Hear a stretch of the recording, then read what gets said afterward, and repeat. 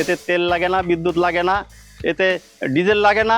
৮০ থেকে ৮৫ কিলোমিটার বেগে এই গাড়িটা চলে।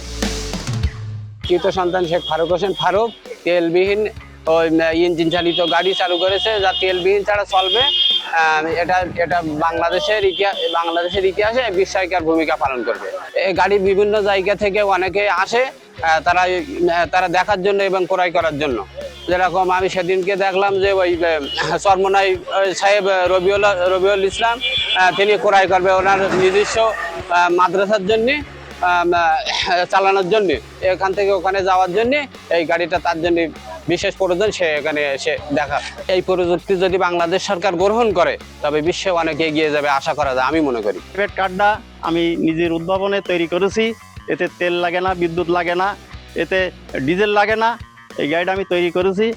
এখন বহির্বিশ্বে যখন যুদ্ধের এতে বাংলাদেশে যখন তেল সংকট, পাম্পগুলোতে হাহাকার বেঁধে গেছে, যার কারণে আমি এই গাড়িটা চিন্তা ভাবনা করে তৈরি করেছি। এতে তেল বিদ্যুৎ গ্যাস কিছুই লাগে না, গ্যাস বিদ্যুৎ কিছুই লাগে না।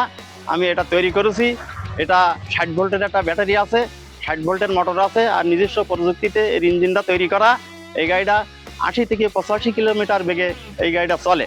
এই গাড়িটা খুবই আরামদায়ক এবং বাংলাদেশ সরকার যদি মনে করে যে এই গাড়িটা বাংলাদেশের সমস্ত জায়গায় চালানোর উপযোগী, তাহলে সারা বাংলাদেশের লোক উপকৃত হবে। পাওয়ারে প্রথমে 60 ভোল্টের ব্যাটারি থেকে ইঞ্জিনটা চালু হবে।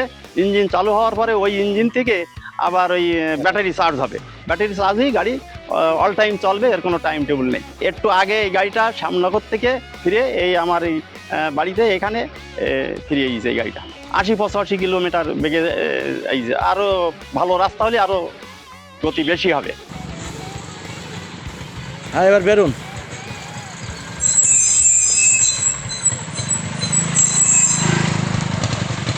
গাড়িটা চলে যাক,